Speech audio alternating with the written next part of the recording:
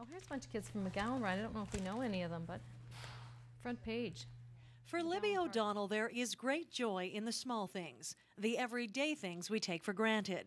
Reading the newspaper to her husband Brian is quality time for this Kamloops couple battling ALS. It's not one of your high-profile illnesses, like cancer, diabetes, heart disease, but for the sufferer, it's just a very, very difficult diagnosis.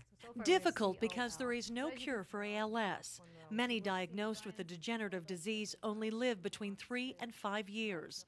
Diagnosed in the fall of 2005, Brian's first symptoms began 2 years before that in 2003. I can still see him on the ski lift with the kids and he would shake his hand after a ski run and say, oh, I just can't get the feeling back in my hand. It wasn't particularly cold out. So Brian and Libby brushed off the incident and thought nothing of it until a year later. In the fall of 2004, that he began literally choking when he was trying to swallow. Several specialists later, the devastating diagnosis was made, and the civil engineer who loved to ski, bike, and coach his son's baseball team was faced with the reality he was dying. We stood in the kitchen and we said, what do we do now? And at that point, Brian was working, walking, talking. He looked like you or I, right, a regular guy. And from that moment, we just both said we want to raise the kids together and do our best with what we're given. Can you see that? Today, Brian requires round-the-clock care.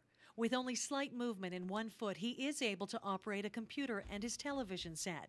But most of his communicating is done with his left eye.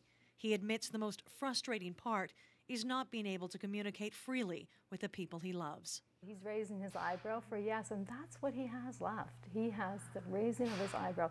He can't hug the children on his own. He can't give them a kiss.